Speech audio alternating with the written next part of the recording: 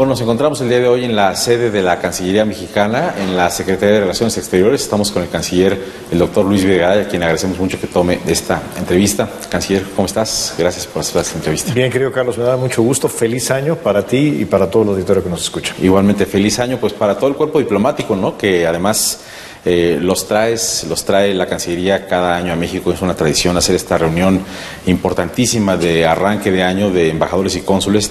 Quisiera empezar preguntándote justamente esto, ¿no? El año pasado te escuchamos recién nombrado tú como canciller, pues en un llamamiento que se hacía a los embajadores y cónsules para ver qué oportunidades, dado el entorno complejo, había para México más allá de los Estados Unidos, detectar lo que México pudiera pues aprovechar para generar más alianzas positivas para nuestro país.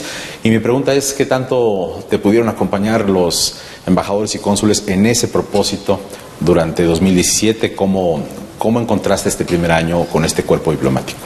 Efectivamente, yo empiezo en la Secretaría de Relaciones Exteriores el 4 de enero, justo cuando empezaba la reunión de embajadores y cónsules. Es una reunión que se hace cada año, es una tradición que empezó Fernando Solana cuando fue canciller, y se aprovecha que los cónsules y los embajadores vienen a México por las fiestas decembrinas, y tenemos reuniones que son extraordinariamente importantes para tener todos una misma visión, escuchar la opinión de los embajadores, tener información de primera mano de lo que está ocurriendo en el mundo, cómo están las relaciones de México con cada uno de los distintos países, y también transmitirles cuáles son las directrices de la política exterior mexicana en el año que empieza.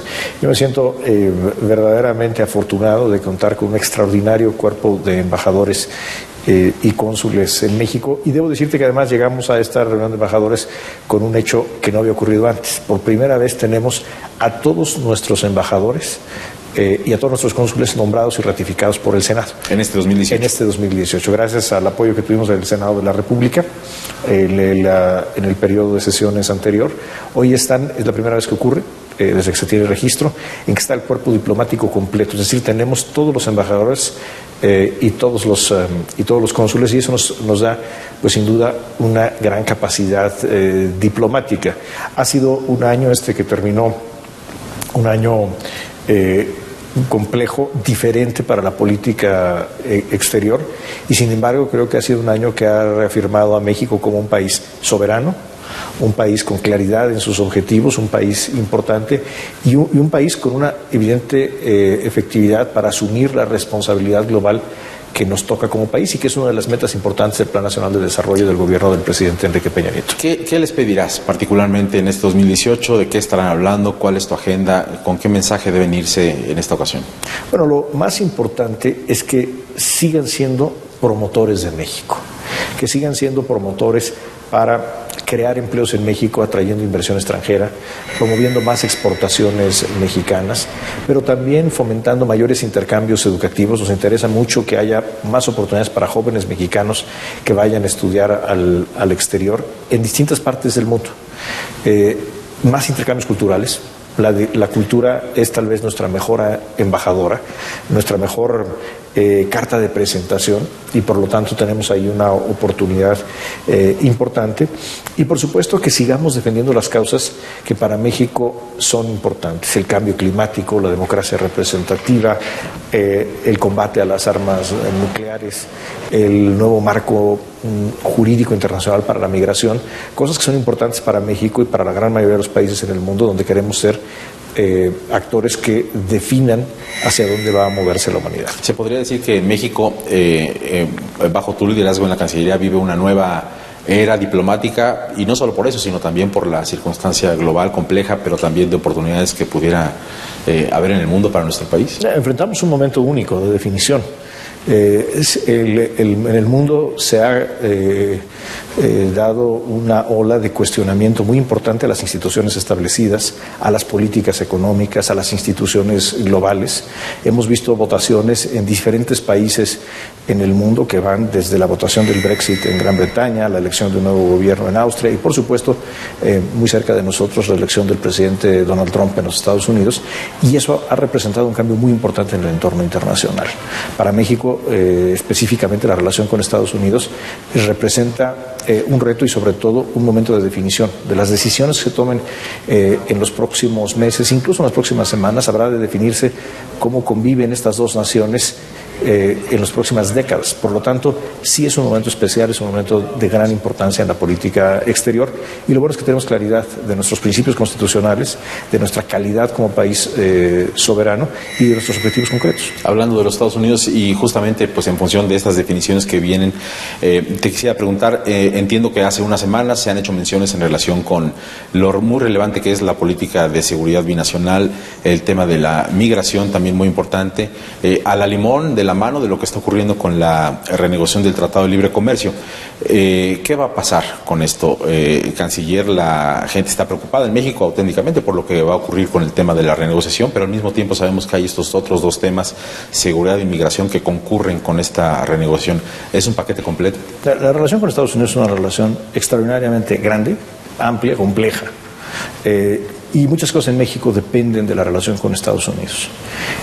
Somos un país que exporta mucho a Estados Unidos y por lo tanto muchos millones de empleos de mexicanas y mexicanos dependen de nuestra capacidad de vender en ese mercado. Es el país del que recibimos más turistas. Es en el país en el que viven más mexicanos fuera de nuestras fronteras. Es decir, es un país que representa siempre una oportunidad y también retos. Y ahora con el nuevo gobierno de Estados Unidos se ha cuestionado muchas de las formas de convivencia en esta relación que siempre tiene que entenderse de manera integral. No es solamente una relación en materia de seguridad, o no solamente es una relación migratoria, o no solamente es una relación comercial. Tenemos que entender la relación como un todo complejo, dinámico y lleno de oportunidades. Y así es como hemos planteado la relación al gobierno de los Estados Unidos. Naturalmente hay procesos concretos, por ejemplo, en materia de seguridad. Las instancias del Gabinete de Seguridad en México, coordinadas por la Secretaría de Gobernación, encabezan los esfuerzos de coordinación que son indispensables con las agencias correspondientes de Estados Unidos. En materia comercial es la Secretaría de Economía la que tiene un diálogo permanente y ahora de negociación del Tratado de Libre Comercio de América del Norte con sus contrapartes, y así en cada una de las materias. El rol que le corresponde a la Secretaría de Relaciones Exteriores es la integralidad de la relación, darle una dirección política a la relación y asegurarnos que como un todo atiende a los intereses de México. ¿Dónde ves la relación bilateral si no llega a buen puerto el Tratado de Libre Comercio? Bueno, a ver, hay que tomar en cuenta que el comercio entre México y Estados Unidos continuará con o sin el Telecán. Lo hemos dicho muchas veces, hay vida después del Telecán y México es mucho más grande que el Telecán. Sin embargo, sería una oportunidad desperdiciada gravemente por los tres países, por Canadá, por Estados Unidos y también por México, no seguir aprovechando este marco de integración que tantos beneficios ha generado para los tres países, que genera una gran competitividad, que atrae inversiones, que genera empleos.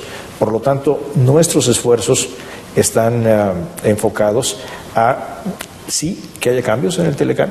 Es un acuerdo relativamente antiguo que tiene enorme oportunidad de modernizarse y que estos cambios sean en beneficio de las tres partes. Es un proceso serio, profesional, que empezó en agosto y que todavía tiene un calendario de trabajo. Está en manos de profesionales. En el caso de México tenemos un equipo negociador altamente calificado, muy experimentado, que encabeza el secretario Ildefonso Guajardo, y el proceso debe seguir por esa ruta. Sin embargo, hay que estar preparados para todos los escenarios, incluyendo escenarios en los cuales no llegará a buen puerto la negociación, y no cabe duda que la relación entre México y Estados Unidos continuará. El comercio entre México y Estados Unidos habrá de continuar, de eso no hay ninguna duda. Simplemente se pierde una oportunidad que se antoja que deberíamos de poder llegar a un acuerdo cuando sin duda hay condiciones para que encontremos una solución ganar. 2018 sería un buen año para encuentros entre el presidente de los Estados Unidos, Donald Trump, y el presidente de México, Enrique Peña. Eso lo dictarán las circunstancias. En este momento no hay nada en la agenda. Los presidentes han mantenido una comunicación bastante frecuente, han hablado por teléfono con mucha frecuencia desde el mismo mes de enero, y también se han encontrado personalmente ya un par de veces, la primera en Alemania, la segunda en Vietnam. Así es que por el momento no hay nada en la agenda, pero seguirá habiendo una comunicación no solamente institucional fluida entre los presidentes. ¿Es posible prever que haya más cooperación en materia de seguridad con instituciones como el Ejército Mexicano, las Fuerzas de Seguridad de los Estados Unidos, si llegamos a un buen acuerdo comercial, digamos, retomando el tema que dices, bueno, vamos a una integralidad en la relación, veremos en ese caso, en caso de una renegociación positiva, una mayor colaboración? Pero, hay que entender que México coopera con Estados Unidos en materia de seguridad por el interés de México. El fenómeno del narcotráfico es un fenómeno internacional, son organizaciones criminales que no distinguen fronteras, y si no se trabaja coordinadamente entre ambos gobiernos, les estamos dando una ventaja táctica y estratégica enorme a las organizaciones. La coordinación es esencial, por lo tanto, para ser exitosos en ese combate. Es decir, México se coordina con Estados Unidos en el combate al crimen organizado, no a cambio de nada, no es una ficha en una negociación de otra índole, lo hacemos porque así conviene al interés nacional, y habremos de seguir en esa ruta. ¿Qué hemos hablado con el nuevo gobierno de Estados Unidos? Que necesitamos cambiar el enfoque. Necesitamos pasar de un enfoque en el que tradicionalmente nos echamos la culpa mutuamente. México siempre le dice a Estados Unidos, tú eres el problema porque tú eres el gran mercado que consume, que demanda las drogas. Estados Unidos le dice a México, tú eres el problema porque tú produces las drogas, o por ahí entran las drogas. Si seguimos así, señalándolos mutuamente, los únicos que ganan son los criminales, son las organizaciones criminales internacionales. Por lo tanto, tenemos que pasar a un enfoque de responsabilidad compartida, de confianza y de cooperación. Y hemos venido trabajando a lo largo del último año, hemos tenido ya 2 reuniones de alto nivel, la más reciente apenas hace algunas semanas en Washington, en este sentido, que están ya desdoblándose en acciones concretas diferentes. Creo que no se trata de tener más o menor cooperación, se trata de tener una cooperación más eficaz, donde prive el objetivo común, la confianza y el trabajo en equipo. Cuando se habla del famoso plan B en materia comercial, si el Tratado de Libre Comercio de pronto no se llega a un buen puerto, ¿existe un plan B en estas otras materias para temas de seguridad internacional, para temas de migración, particularmente en esta relación? Insisto, la cooperación en materia de seguridad con Estados Unidos ocurre por el interés de México, no porque sea a cambio de un acuerdo comercial o un acuerdo de otra naturaleza.